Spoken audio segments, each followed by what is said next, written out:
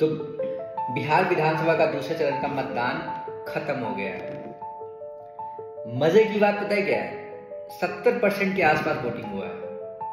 तो बिहार विधानसभा का पहला चरण 65% के आसपास मतदान हुआ था। दूसरे चरण की अगर हम बात करते हैं तो दूसरे चरण के आसपास भी 69% के आसपास, यानी टोटल अगर हम एवरेज लगाते हैं तो इस बार पहली बार आजादी के बाद 70% के आसपास बिहार में वोटिंग हुआ है।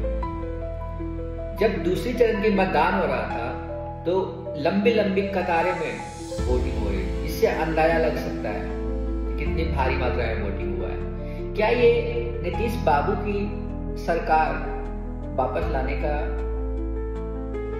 प्रयास है, या फिर तेजस्वी यादव के हर घर एक नौकरी,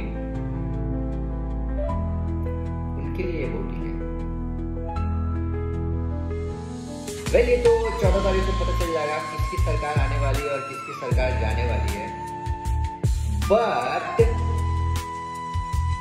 जनादेश देख के ऐसा लगा कि इस बार भारी मात्रा में वोटिंग हुआ है।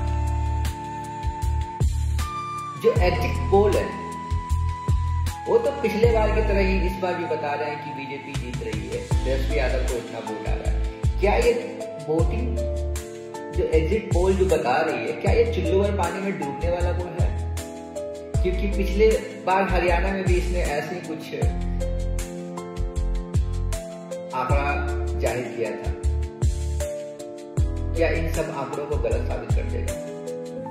वेल, देखने वाली 73 सालों में पहली बार इतनी भारी मात्रा में वोटिंग हुआ है, 70% के आसपास। वोटरों की संख्या में बढ़ोतरी हुई है, महिलाएं वोटर्स बढ़ चढ़ के भाग लिए। देखो भैया, एग्जिट पोल जो है वो तो बीजेपी को विनर घोषित कर दिया है। क्या ये सही बात है क्या नहीं है वो तो 14 तारीख को पता चल जाएगा। पर तेजस्वी यादव का कहना है कि एग्जिट पोल पिछले बार भी यही बोला था, पिछले बार हरियाणा में भी फेल हुआ है, दिल्ली में भी फेल हुआ है। तो पिछले अगर हम रिकॉर्ड देखें एग्जिट पोल का तो 5 बार जो उसने रिपोर्ट दिया है वो उसका परिणाम उल्टा ही हुआ है।